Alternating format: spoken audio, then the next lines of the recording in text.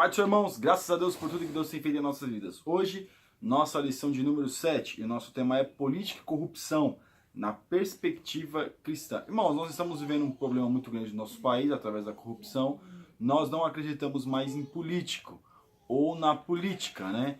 Mas não tem nada a ver o político e a política. Política, meus irmãos, é muito bom o homem se relacionar com a sociedade. Agora o que está acontecendo é que a política associado com o político, nós vemos que está vendo muita corrupção no nosso país. Mas nossa lição de hoje, que o texto do dia que está em Romanos 13:1 diz assim: toda alma seja sujeita às autoridades superiores, porque não há autoridade que não venha de Deus, e as autoridades que há foram ordenadas por Deus. Irmãos, nós temos que ser sujeitos às autoridades, sim, com certeza. Porém, não podemos ser sujeitos às autoridades se for infringir a lei do Senhor. Algumas coisas nós temos que ter a nossa regra de fé, a Bíblia. Nós temos que ter a nossa regra de fé, a Bíblia, na educação dos nossos filhos, na nossa conduta na sociedade. A sociedade, ela pode, no caso, ter várias leis e pode até acabar tendo leis que infringem a palavra de Deus. Nós não podemos aceitar a lei que vai infringir a palavra do Senhor, que nós, no caso, infringiremos a palavra do Senhor. Então, nós temos que cumprir a lei, claro, dos homens, nós temos que ser sujeitos às leis, mas não infringindo a lei de Deus. Nossa síntese: em tempos de crise moral e política, a igreja deve ser exemplo íntegro de participação cívica e de combate à corrupção. Irmãos, nós estamos vendo que até em algumas denominações está, vamos dizer assim, está envolvida nessa corrupção. Porém, o que nós percebemos, irmãos, é que a igreja não pode se envolver. Alguns vão dizer que igreja e política não tem que se envolver. E não tem mesmo. Nós vivemos um estado laico. O país não tem uma religião oficial. Mas nós vemos que a política e a religião, ou a igreja no caso, estão muito envolvidos. Alguns vão dizer que é benefício, outros vão dizer que é malefício. Porém, nós vemos o que está acontecendo. Na nossa introdução,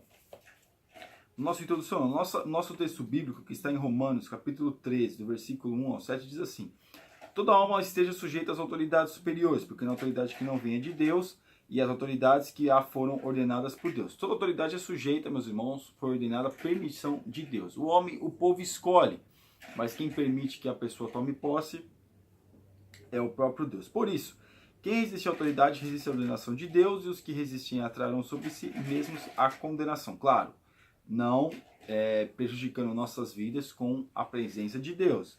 Porque os magistrados não são terror para as boas obras, mas para as más.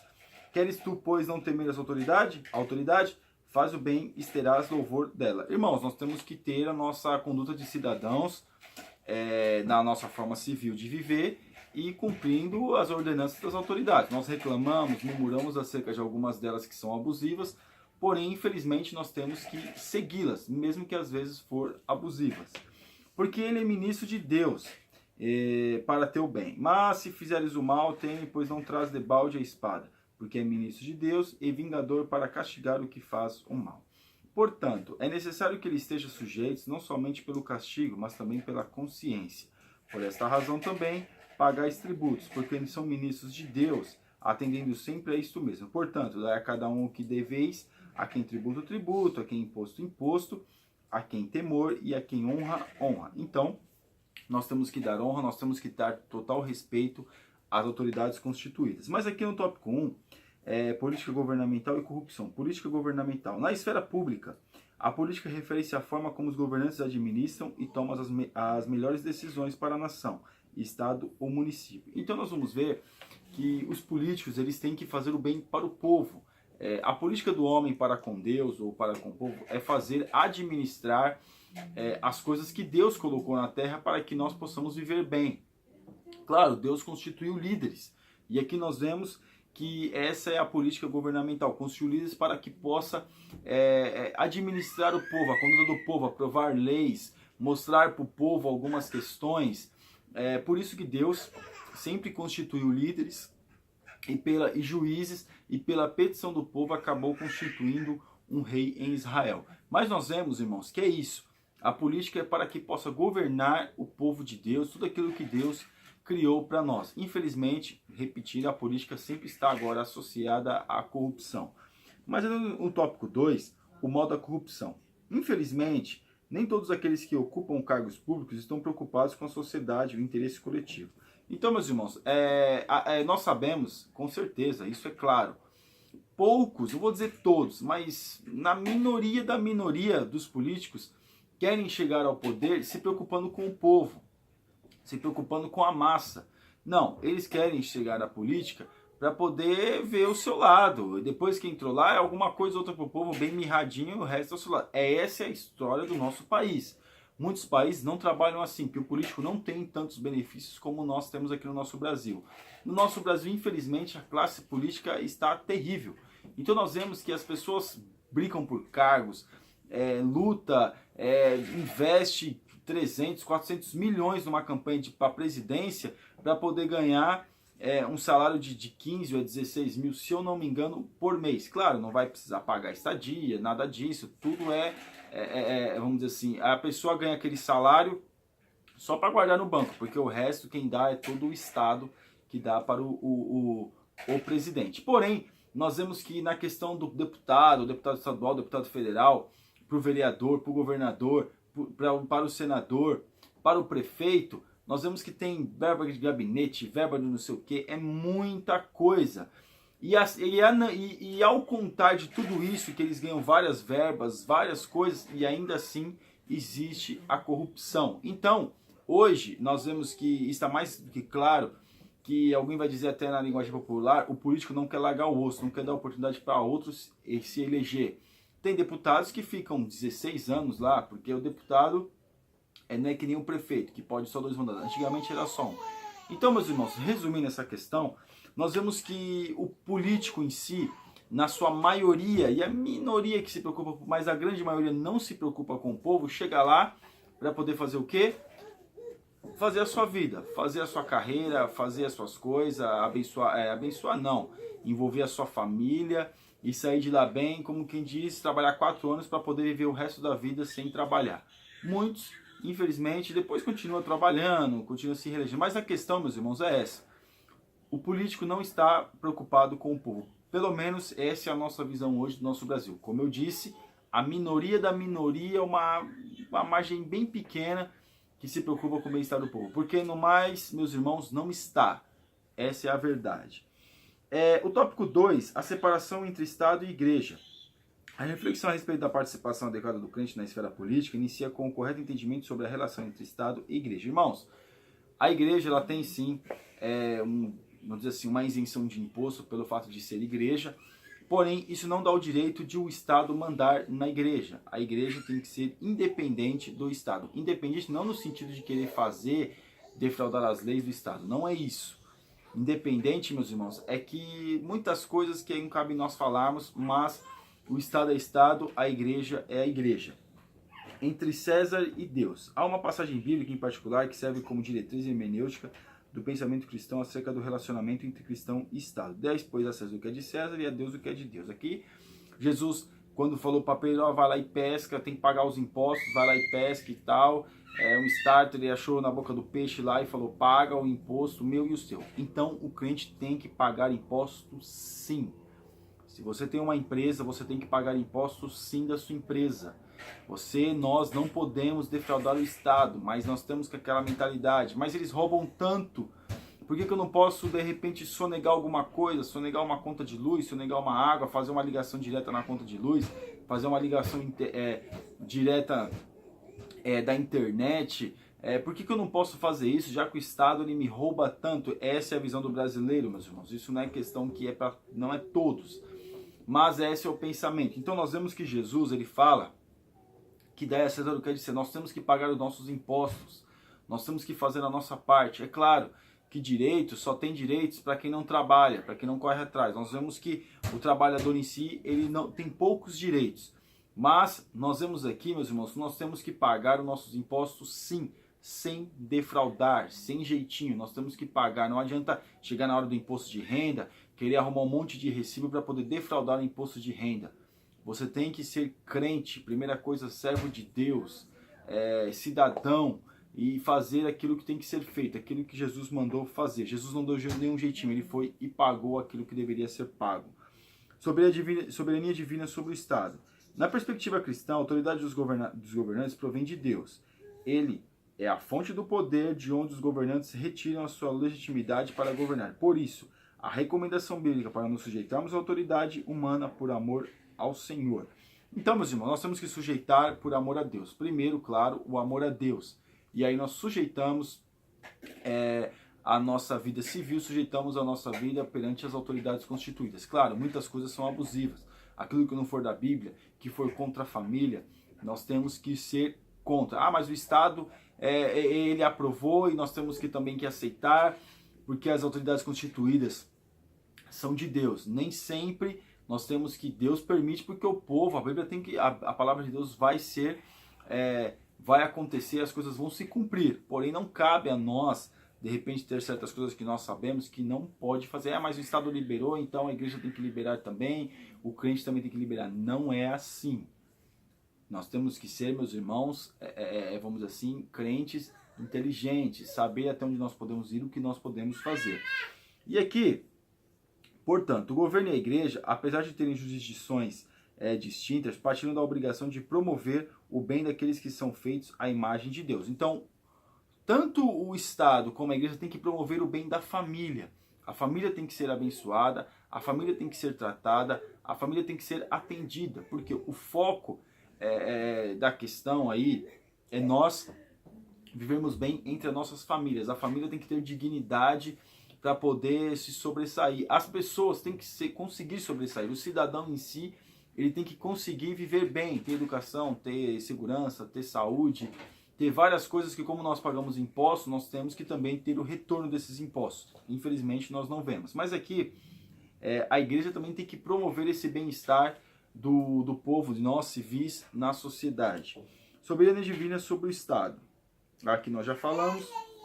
E agora, quando a vontade do poder público e do povo entram em conflito com a vontade divina, não há outra opção senão obedecer a Deus. Então, aqui continuando no 2 aqui, nós vemos que quando entra em conflito a soberania, nós temos que obedecer a Deus, como nós falamos no começo. A nossa regra de fé tem que estar na palavra de Deus. Se nós sabemos que a nossa Constituição, a base é a Bíblia, então nós temos que seguir a Bíblia. Hoje, nós vemos que várias leis estão sendo aprovadas aí que vai contra a palavra de Deus, então nós não podemos aceitar esse tipo de coisa.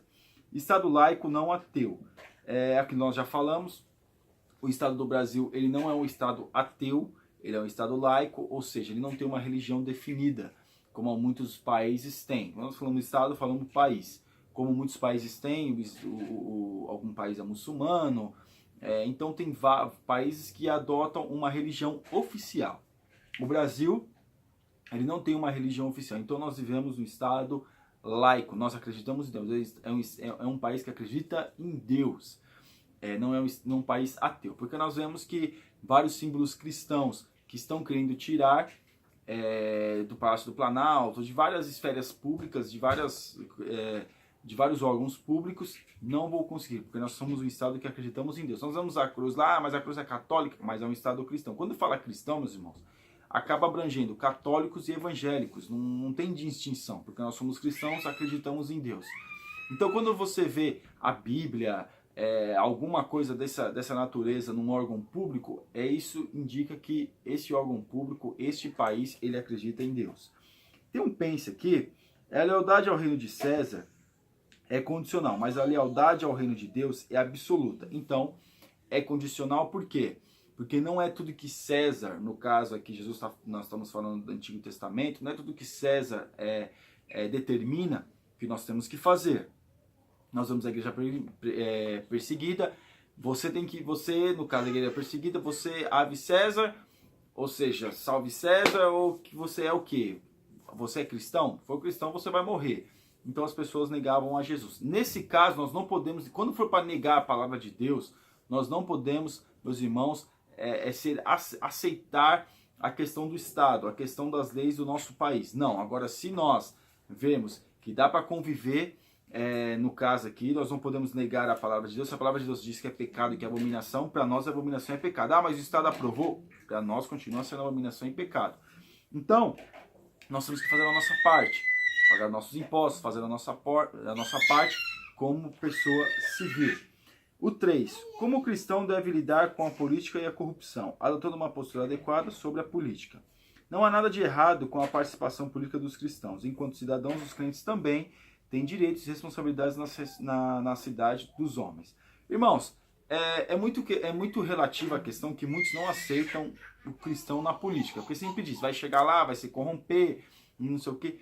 O cidadão, meus irmãos, o crente, ele é cidadão, ele pode concorrer a qualquer cargo público. Agora, cabe a ele não se envolver com essas mazelas, com essa corrupção. Se ele fizer isso, infelizmente, ele está envergonhando o nome do Senhor e tem uma grande possibilidade de que Jesus vier, ele ir para o inferno. Ou acontecer qualquer coisa, ele ir para o inferno. Jesus voltar, ele ficar na terra. Então, se o cidadão cristão quiser concorrer a qualquer cargo público, fique à vontade. Muitos não recomendam. Nós não podemos também querer falar, não, mas todo mundo que entra lá vira ladrão. Tem pessoas que vão lá que fazem coisas boas. Lógico, a minoria da minoria, mas nós vemos que pessoas que conseguem sobressair, não se envolvem, se contenta com o salário que tem de político e com a verba de gabinete que tem. Não faz, não coloca pessoas da sua família para poder aumentar a sua renda familiar. Não, mas coloca pessoas capacitadas da área. Então nós vemos que a pessoa é cidadã, ela pode concorrer a qualquer cargo público. O 2. Influenciando o mundo político. O caminho para iluminar o mundo político com a luz do Cristo é o engajamento político socialmente adequado e teologicamente consistente da comunidade cristã. Isso sem se perder nos jogos de poder e nas disputas partidárias, ideológicas. Irmãos, infelizmente, até mesmo dentro da igreja, existem essas disputas partidárias, essas disputas ideológicas. Isso está muito, vamos dizer assim, visível na nossa questão. O crente, se ele entrar num cargo público, ele não pode entrar nessa. E dentro da igreja não pode proceder assim. Mas também, vai até dar o exemplo de Daniel. O exemplo de Daniel é o exemplo de um jovem fiel a Deus que influenciou positivamente o governo do seu tempo.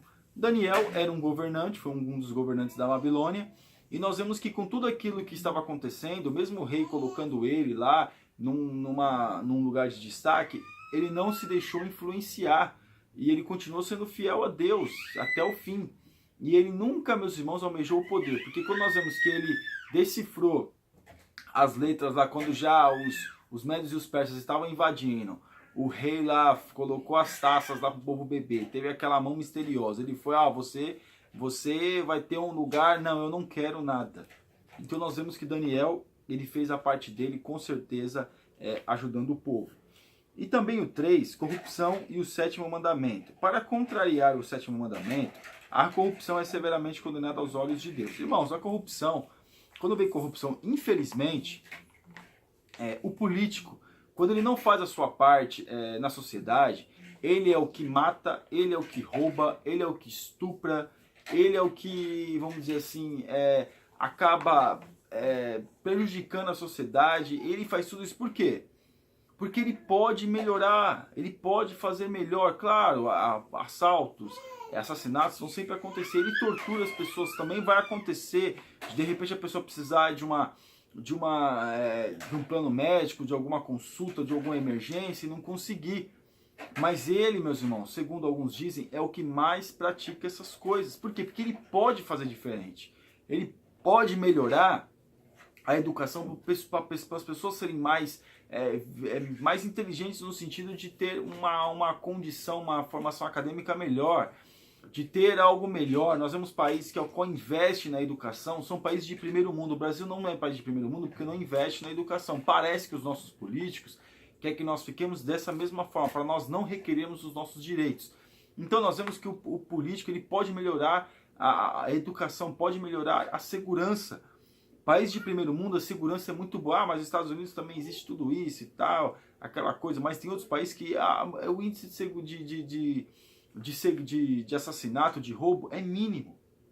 Países mesmo da América do Norte, quando diz que o Canadá você pode andar sossegado na rua de madrugada com o seu celular em mãos, ou mexendo no celular, que você não vai ser roubado. Claro, existe, mas é muito raro. As pessoas podem ficarem sossegadas nas suas casas sem se trancafiarem. Então nós vemos, irmãos, que o político ele pode investir na segurança, ele pode investir na saúde, ele pode investir na educação, ele pode investir na saúde, no sentido de a pessoa não ficar lá morrendo, lá esperando 3 anos por uma consulta, por um exame médico. Ele pode fazer isso, mas ele não faz. Então é ele, meus irmãos, é o que muitas vezes causa tudo isso. E o estuprador também. O estuprador pode, se tiver uma segurança pública, o estuprador dificilmente vai acontecer isso. Então o político, ele pode, não vou dizer resolver esses problemas, mas minimizar e muito tudo isso. O 4, combatendo a corrupção. A fé verdadeira tem um sério compromisso com o combate à corrupção em todos os níveis. Aquele que teve um encontro com o Senhor é aconselhado a não roubar mais e é também compungido a devolver o que defraudou. Nós vemos a questão de Zaqueu, que era chefe dos publicanos. Irmãos, como nós podemos combater a corrupção? Como nós podemos fazer algo que possa melhorar a nossa condição? É cada um fazendo a sua parte. Hoje nós estamos naquela questão, como nós já falamos, se eles roubam, eu também vou roubar, eu também vou defraudar, eu também vou fazer, porque eu sou tão roubado, eu sou tão defraudado, então fazer o quê, né? Mas não é assim que funcionam as coisas. Nós vemos aqui um exemplo de Zaqueu falando, se eu defraudei, eu vou restituir quadruplicado. Por quê? Aquele que roubava não rouba mais. Mas infelizmente nós vemos evangélicos metidos na corrupção dentro da igreja, e quando vai para a política, no caso de outras políticas, também acaba se envolvendo. Ou é muito bom, mas quando vai se envolve. Então nós devemos cuidado com isso. Porque cabe a nós fazermos a diferença. Nós temos que fazer a diferença. A nossa conclusão. Como foi possível perceber, política e combate à corrupção também são coisas de crente. Em tempos de crise moral na política do nosso país, a Igreja de Cristo pode instruir, conscientizar, denunciar e mobilizar-se para os propósitos cívicos legítimos. Nós temos que fazer a nossa parte, instruir os nossos jovens, instruir as nossas crianças, ter um exemplo íntegro. O crente não pode se corromper e nem ser corrompido. O crente tem que fazer aquilo que um crente verdadeiro tem que fazer, tem que ser íntegro, tem que ser honesto. Então o crente tem que fazer a sua parte, dando o exemplo para a sociedade. Amém, irmãos?